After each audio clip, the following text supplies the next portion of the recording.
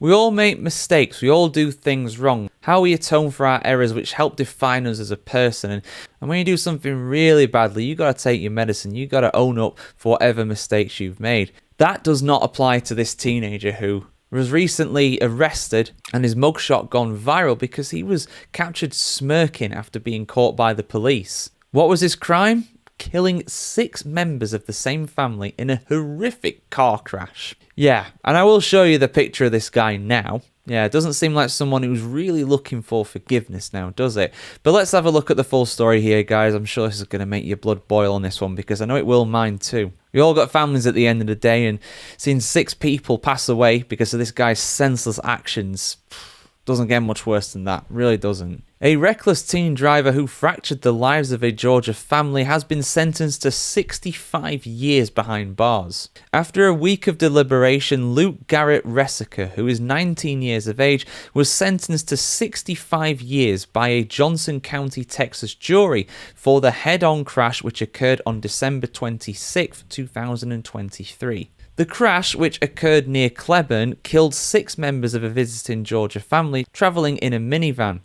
Prosecutors argued that Ressiker was under the influence of marijuana when he crossed onto oncoming traffic on US Highway 67 near Country Road 1119 outside of Cleburne the day after Christmas Day in 2023.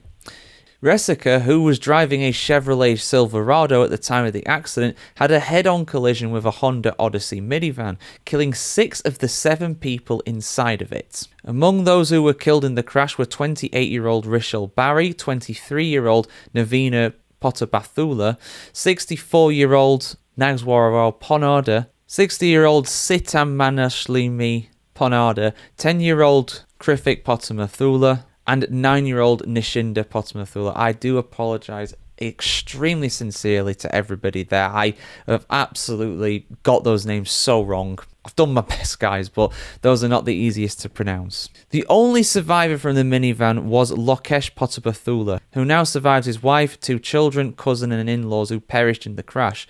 Potabathula was left paralysed from the waist down due to the crash. Ressiker's passenger, 17-year-old Preston Glass, suffered a severe traumatic brain injury that left him mentally impaired. An affidavit and toxicology report showed that THC was present in Ressiker's bloodstream at the time of the crash. State troopers also found THC wax, a vape pen, and marijuana inside his truck, so probably high at that point. In fact, he must have been, because if you got THC in your system, you literally have to be high at that time. In early 2024, Ressiker was charged with 6 counts of intoxication manslaughter, 2 counts of intoxication assault, and an additional drug possession charge as well. Due to his injuries sustained in the crash, he was placed under monitored home confinement after posting bond. Potabathula's family had moved to Alpharetta, Georgia from Plano, Texas, and returned to the Lone Star State to visit friends and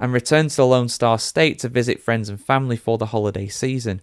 Potabathula's cousin, Barry, had also arrived from India and was pursuing their graduate studies while living and working in Irving. Assistant District Attorney Stephanie Miller said the names of each of the victims during the closing arguments as well, stating justice for and then every single one of them. The District's Attorney Office thanked jurors, investigators and prosecutors for their dedication to the case, calling it the case by no means an easy one. Yeah, definitely not an easy one for sure. 6 people passing away, all from the same family.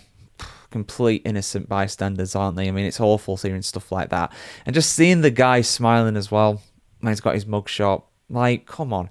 You got something severely wrong with you if you do something like that and then you're smiling after. Most normal people would be horrified by their actions. 6 people. What an idiot. What an idiot. And I hope he serves every one of them 65 years and he realises what he's done, because he's basically thrown away his life right doing that. I mean, obviously he's taken away the lives of 6 innocent people, but he's ruined his own life as well. He'll be an old man when he gets out of prison, if he ever does get out of prison. But yeah, your thoughts in the comments below. See you soon for hopefully some more uplifting stories soon here on the channel, guys.